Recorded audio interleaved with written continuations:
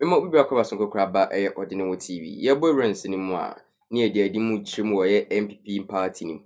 Nansi ya na Kennedy Agyapong de nsim betu dwa fa Bawumia ho ne the MPP party. Odi nsim bebre na ebetu dwa na enam nsim betu dwa ni so nti mabo bebre na so de omagye nkyere ayere aba abonten ka nsim bebre na ebimu kotia honabo Kennedy Agyapong bimu nso ka kona afa bebre na nsim bebre na mafo bebre na betu dwa na manfo titire nso de omo nsem abetu dwa ene de Paul Adom Otchere enso de na asem ayere abetu dwa ka nsem bebre na wode nsem bebre na agu apon so na meso se yen se bre no se beje bre na akwaje nsem ntremu de Paul Adom Otchere ono ankasa de odi tu edwa na nsem o kan de otimu se ninsen kan de Kennedy Agyapong Bawumia de wa shase se obedi na ni yipa yenkwaje nsem ntremu na de embrace a we do brass nyabre ehwe with a date, a timeline of middle of next year, and he says he's going to explode one way or the other. He also cautioned MPP that if they threatened him, they will say this and say that and all that kind of thing. As part of the story, though, he said that NDC people are selling contracts to his wife. He gave a particular example, and that story is known to a few people. I've heard it about contracts being sold, particularly under supplies in ministries, supplying this, supplying that. Contracts are being sold. So this is a supply contract, and he said that the contract is for 55 million, and they're asking his wife to pay 11% to the people who are selling it, but she must give an upfront 7% before they give her the money. All kinds of things. So he was concerned about corruption here and there in MPP and DC. Many of MPP people didn't like what he said, and they are rightly so.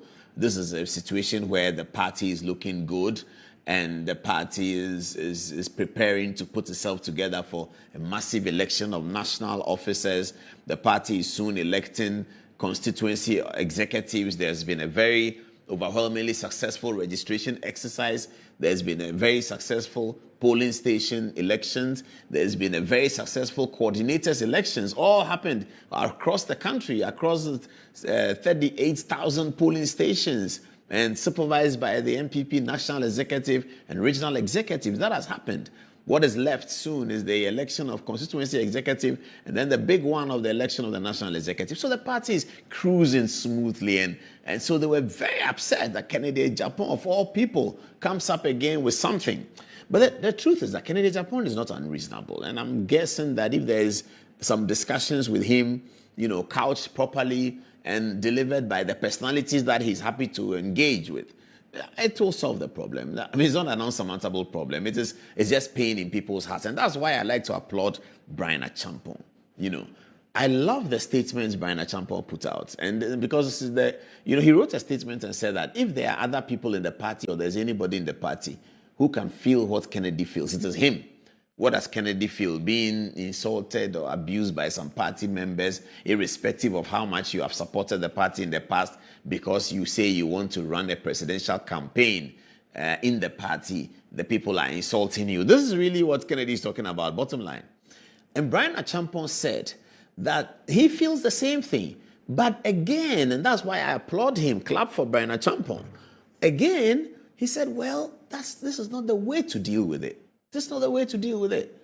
He put out a statement, and there was one particular thing Brian Agyapong said, which is very interesting. Part of Kennedy Agyapong's problem is being that these attacks on him from all kinds of people, he believes is sponsored by the beneficiary, the political beneficiary of the attack, it's being Dr. Mahamudu Bawumia. Now, is that true or not? Brian Agyapong addressed that. But before I tell you what Brian said, which I'm sure you've seen in the statement. In politics, if I'm not your spokesperson, if it's not coming from the candidate and it's not coming from the spokesperson, and it's coming from some normal random party guy who attacks one person, the fact that the candidates may benefit from it because it's a campaign, the fact that the candidate doesn't rebuke the person, it doesn't mean that it comes from the candidate. what comes from the candidate is what the candidate says or what the candidate spokesperson says. If it's not that and it's coming from somebody, you can't assume that it's coming from the candidate. That's where the problem is. Now, listen to what Brian Agyapong said about that. Listen to it.